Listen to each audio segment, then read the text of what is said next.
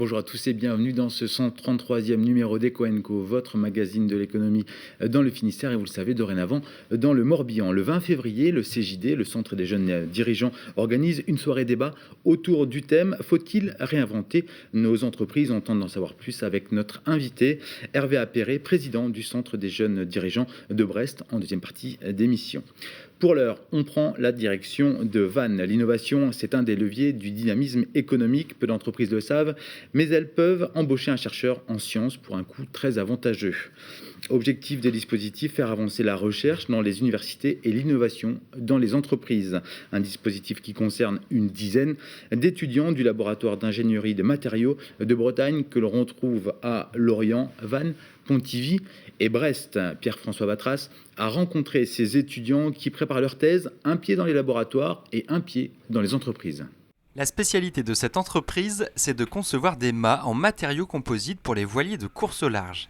Sa particularité, c'est que parmi ses 5 salariés, il y a un chercheur, un universitaire du laboratoire d'ingénierie des matériaux de Bretagne. L'objet de sa thèse, c'est de créer un outil de prédiction de l'usure de ces gréements de haute performance. L'objectif d'un point de vue production, c'est d'améliorer la performance des structures. On cherche à faire toujours plus léger, mais plus léger, il ne faut pas non plus que ce soit au détriment des propriétés mécaniques, c'est-à-dire de la tenue dans le temps. D'un point de vue recherche, ça aide à mieux comprendre ce qui se passe dans les composites, qui sont des matériaux de couches empilées. Comment la résine, qui est la colle qu'on met avec le tissu, vont interagir ensemble. Les résultats observés en entreprise vont nourrir les recherches du laboratoire de l'université et ces études en laboratoire vont profiter au cas concret de l'entreprise par l'intermédiaire du doctorant. C'est ainsi qu'on appelle l'étudiant qui prépare un bac+8. Nous, on est là pour l'aider, lui apporter aussi un environnement d'entreprise et aussi de lui expliquer notre problématique, c'est-à-dire de lui dire, toi tu vas bosser sur ce sujet, tu es en train de bosser sur ta thèse, c'est du boulot à 3 ans, mais nous, on a une problématique de tous les jours. Il faut qu'on réponde à nos clients. Comment est-ce que tu peux t'intégrer là-dedans ? C'est un B2B, business to business finalement, entre lui, en tant que chercheur, 3 ans dans l'entreprise, recherche et développement, et nous qui sommes dans la production. Il est toujours difficile pour une très petite entreprise d'investir dans la recherche et développement, alors même que c'est primordial pour l'avenir d'une activité. Dans le cadre de la convention industrielle de formation par la recherche, un chercheur ne coûte à l'entreprise que 10 000 € par an pendant 3 ans. Le laboratoire d'ingénierie des matériaux de Bretagne, le LIMAT-B, a un doctorant sur 5 financé par ce dispositif. Je travaille avec la société Aerolia dans le cadre d'une thèse CIFRE sur des tubes qui sont mis en forme par cintrage, sur des tubes métalliques. Et donc l'idée de la thèse, c'était d'améliorer la connaissance et la compréhension sur les mécanismes qui rentrent en jeu lorsqu'on vient déformer le matériau métallique pour améliorer le procédé de mise en forme de la société Aerolia. Moi, je travaille pour un équipementier automobile qui s'appelle Cooper Standard. Et donc, j'ai commencé la thèse il y a 2 mois. En fait, j'étais en stage de fin d'études chez eux et à la fin de mon stage de fin d'études, ils m'ont proposé de continuer sur une thèse CIFRE.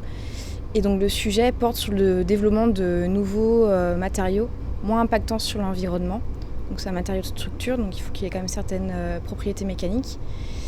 Et donc, c'est pour ça qu'ils sont en collaboration avec le laboratoire du LIMAT-B, puisque c'est un des laboratoires spécialisés dans tout ce qui est fibre végétale.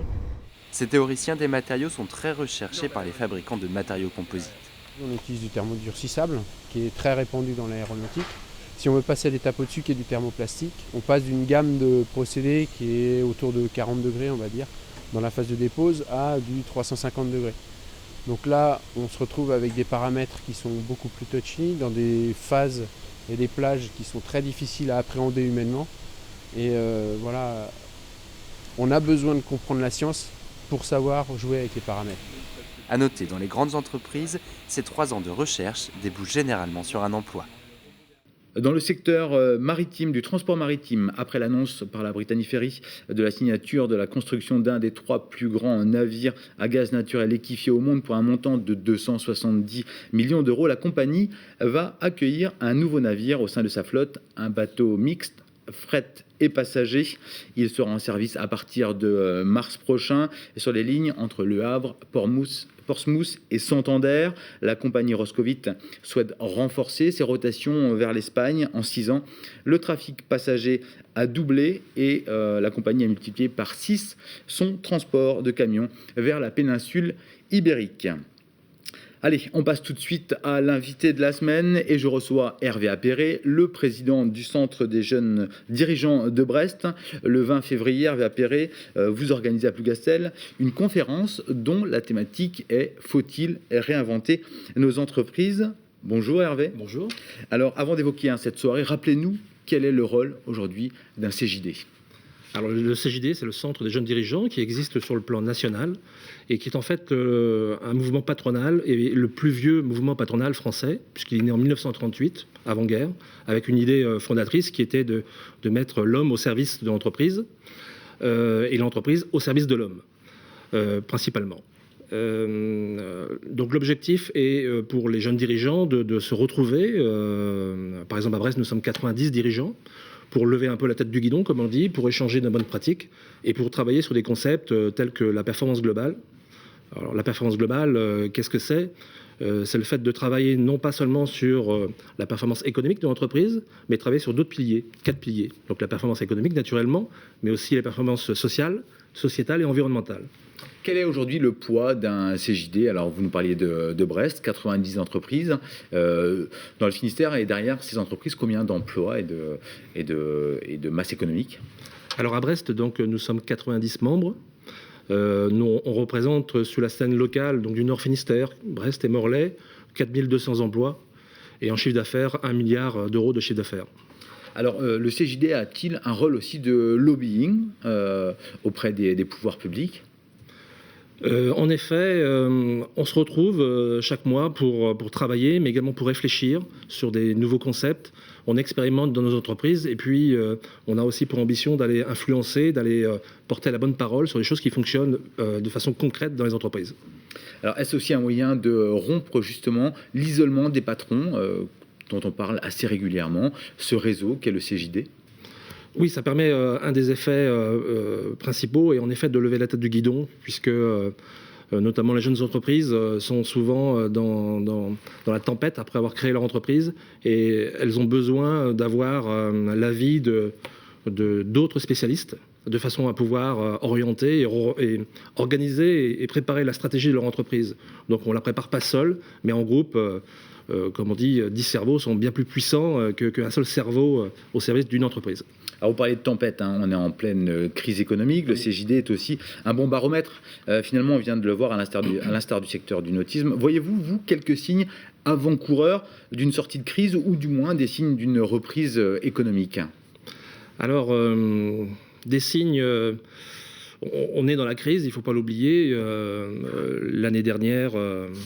je crois que c'est 60 000 entreprises ont déposé le bilan en 2013 au niveau national. Alors aujourd'hui, moi je constate que les 90 membres du CJD passent la crise correctement et ceux qui s'en sortent le mieux, et certaines entreprises ont le vent en poupe, on constate que ce sont celles qui ont pu réfléchir il y a 2-3 ans à des nouvelles stratégies, à des nouveaux marchés de niche par exemple. Je pense entre autres à un de nos jeunes dirigeants qui est Jean Chaoui, qui dirige l'entreprise Imascap et qui fait partie des leaders internationaux de l'assistance des opérations de l'épaule. Alors, les jeunes dirigeants sont-ils justement plus touchés aussi que les entreprises dites classiques ou qui ont plus d'expérience par cette crise que l'on passe ? J'ai envie de dire que à Brest, au CJD, nous sommes 90 membres, mais nous provenons de milieux complètement différents.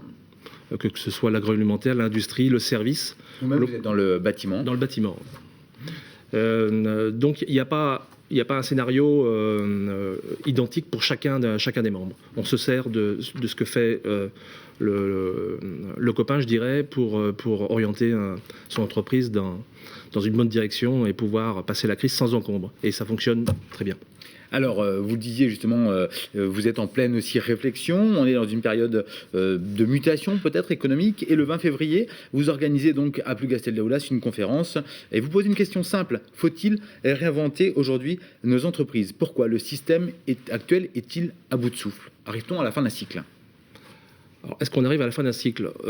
En tout cas, il y a 6 mois, lorsqu'on a préparé cette conférence, on est parti du constat qu'en Bretagne, quelques signes de vacillement, notamment l'industrie agroalimentaire, qui exactement Parallèlement à ça, les nouvelles entreprises, les start-up qui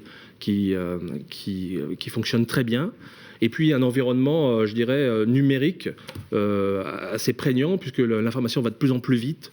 On est contraint de travailler de plus en plus vite, de mieux en mieux. Et on s'est dit, en effet, on est dans une période de mutation où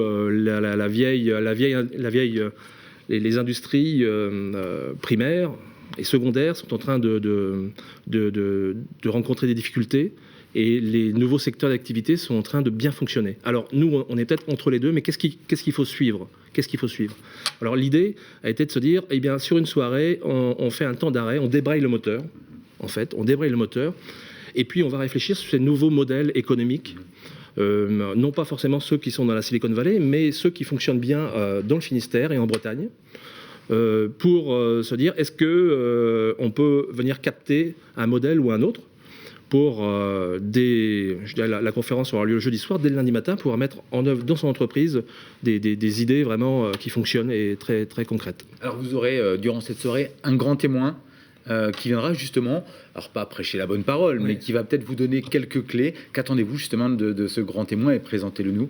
Alors ce grand témoin est Marc Alévi, qui est un chercheur, qui est un philosophe, qui travaille également dans le secteur économique. Il réfléchit depuis très longtemps, depuis 15-20 ans, et il y a déjà 10 ans, il fait de la prospective, et il y a 10 ans, il avait indiqué ce qui se passe aujourd'hui.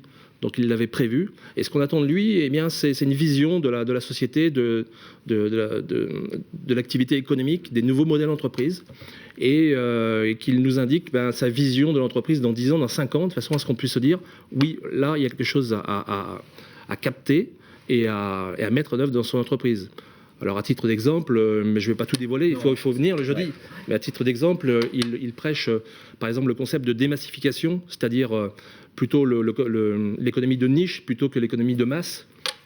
Donc c'est des sujets de réflexion qu'il développera et dans lesquels je suis convaincu chaque participant y trouvera vraiment son affaire. Très bien, alors la soirée se déroule donc le 20 février, y a-t-il encore des places ? Eh bien, on peut s'inscrire ? Oui, on peut encore s'inscrire, mais il faut faire vite. Hervé, Il faut faire vite, car nous sommes 430 actuellement à avoir inscrit notre nom pour cette soirée. Et je dirais, il nous reste 70 places. Merci Hervé Appéré. Donc rendez-vous le 20 février à Plougastel pour cette soirée conférence. Ainsi s'achève ce 133e numéro d'Eco & Co. Vous pouvez bien sûr retrouver sur les sites internet des deux chaînes bretonnes TBO et TB Sud l'émission Eco & Co. Bonne semaine à tous. Salut.